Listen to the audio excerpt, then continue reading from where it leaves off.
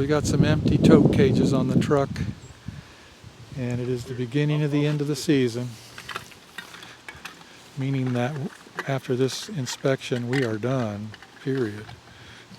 We're taking our oxalic acid extended release strips out. We're taking all buckets off, even if there's a little bit of syrup left, because I want all stimulation to stop. There's no pollen coming in, and there won't be for a while. We have a lull in the pollen for a while. I've never left, in fact, this is the first year I've ever even had these on this late. I don't think I like the idea of having those in the middle of a winter cluster, separating the bees when they're trying to cluster tightly. I might play with that in another yard. Split the yard half and half with and half without, see how they do. This is a Carniolan yard. You can tell by the Caucasian yard, our Caucasian breeder queen daughter.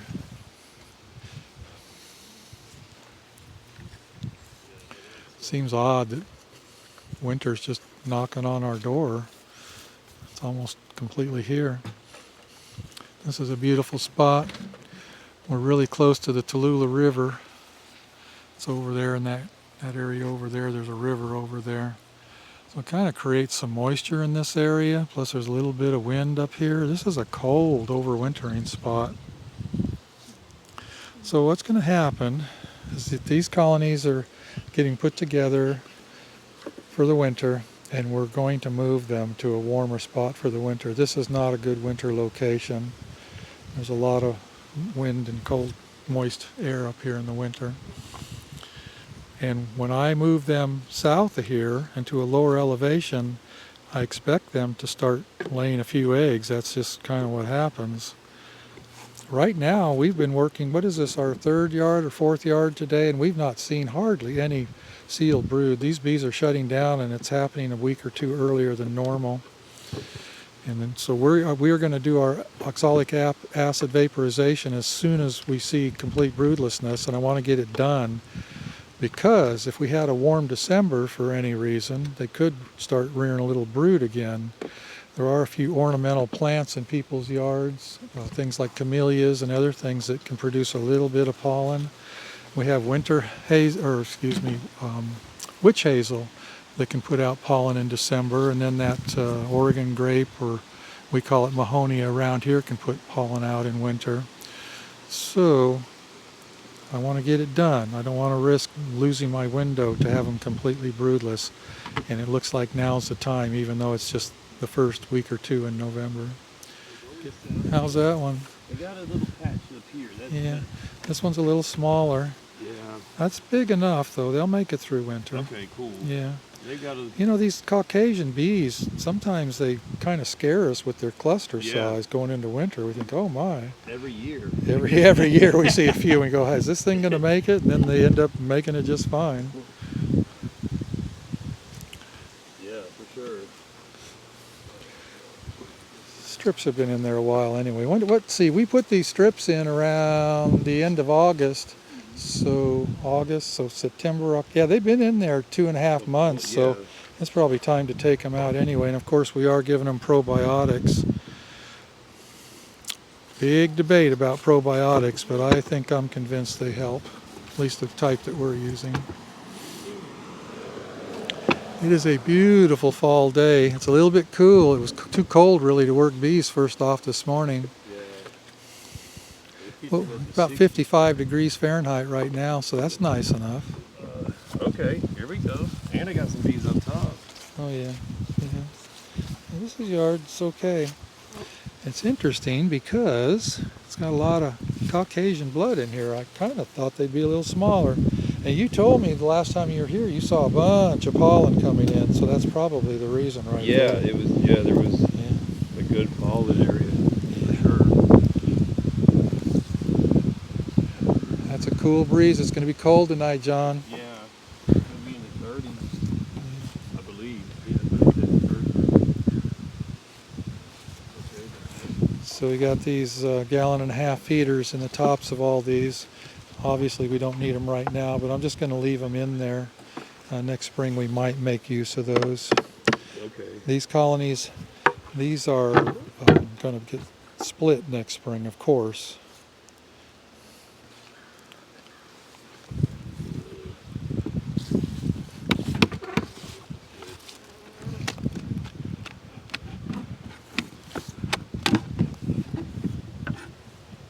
Yeah, look. Few bees, okay. Yeah, that's a good sign. Yeah, they're fine. Ooh. No problems here. Yeah, these are so far. Decent yard, yeah. John, you know. That's cool. So, I had a thought about this. Let's wait and let these guys go by. All right, guys. So most of the colonies in this yard can have a double screen board put on top of them. In that yard we were just in at Claudia's, there on Plum Ridge, those colonies need to be put over a double screen board to make it through winter. Although they're in a deep box now, they got started so late and they were so small. We started them with a queen cell in, like, what was it, August or something? Yeah, it was later. Really late with just a frame of brood. They were small, yeah. So they're just 3 frames. They never really grew up much. Those kind of colonies need to go over a double screen board, and these kind of colonies can do it for them. Like when you opened that box, that was my first thought was, oh, okay, we can put a double screen board on that. That'll create a lot of heat, you know, going up and taking care of that little colony later. So we'll be moving these. So we've come to the decision that this yard is definitely going to get oxalic acid twice soon. Like maybe later this week, you and Seth can come up here. Yeah. And then do it again in another 10 days, and then these colonies can get moved. Because I know when we move them down to Habersham County, they might lay a few eggs because it's warmer and lower down there. But anyway, when they go to Habersham County, we can put the double screen boards on them and then move them smaller colonies down there and put them on top. Yeah, that'd be cool. It's kind of interesting that we're thinking like this, and it's just the first week in November. This is stuff that usually occurs the second or third week in November. So I'd say, in general, going into winter, I think we're running a little early, believe it or not. Yeah, feels like it. Yeah, it feels like it's early. Right. What's that? They're all starting to shut down. Yeah, they're shut down. We haven't seen any. There was 0 brood in this yard, none. And so tells me it's time to do oxalic acid. Yeah. And here's another reason to do it now while we can, because, you know, if we get some warm weather in December, you know, they might find some pollen out there on some of the ornamentals in people's yards. Yeah. And witch hazel blooms around here in December. Okay. So we got camellias, possibly. You know, I got some camellias in my yard, and Jack's house has. Yeah. They put out a lot of pollen, and one camellia bush can put out a fair amount of pollen. Okay. And then we got that Mahonia, Oregon grape speckled around. So if it gets 65 degrees or 60 degrees in December, we're going to lose our window for oxalic, so we need to take it now while these guys are broodless. Okay. I've learned that the hard way. Remember, John, what was it, 3-4 years ago?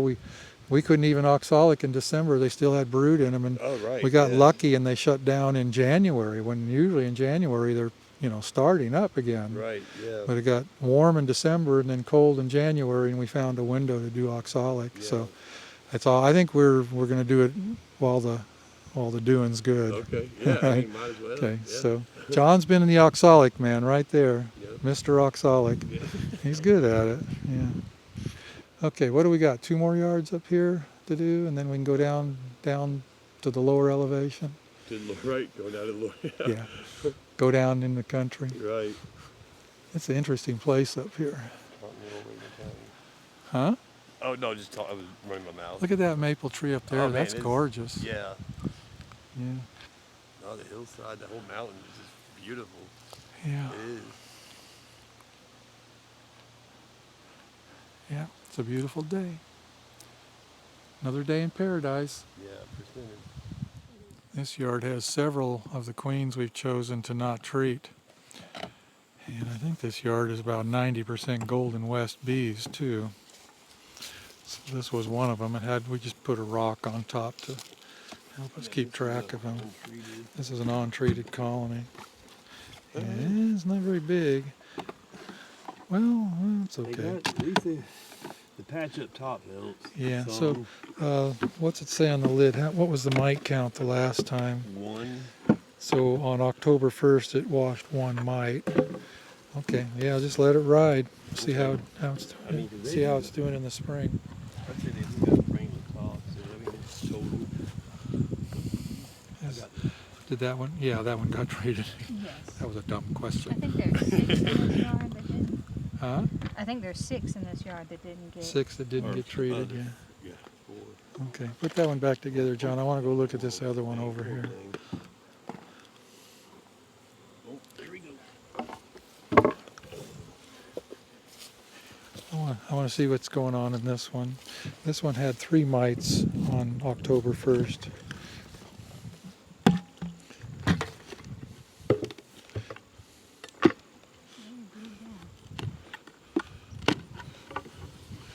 Well, got a few bees. Also stinging me. Did you smoke that thing? Selena. Sorry. Here we go.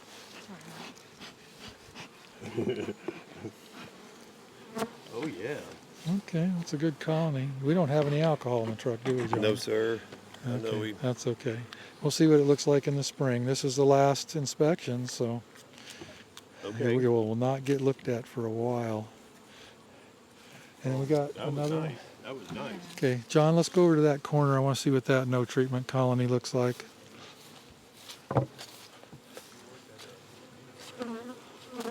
Really? So Dude, look at this thing. Sorry. this one had 3 mites on October 1st. Let's see what that one's looking like.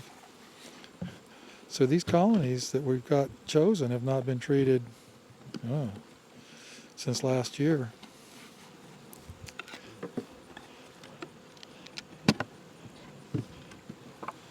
Okay, that's a Okay. good sign. Yeah, There's a little activity. I know we're making a big deal out of a handful of colonies that didn't get treated, but Okay. yeah, Well, they're- looks good enough to me. Yeah, They're important. they're important. Yeah, this Yeah. is the beginning put a of our lot of money breeding into finding- program. These colonies. Once again, all the buckets are coming off, even if they're, well, that feels empty. Look at these yellow jackets. They're just terrible. Yellow jackets fly in cooler weather than bees do also. Thankfully, they're about to go away. They're not going to hang in there much longer with this cold weather coming. So this is a good yard for overwintering. It's a high elevation, but that's north right there. So it's got a really good north wind break.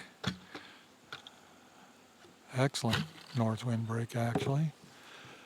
And then full southern exposure down here. So be a good spot for the winter.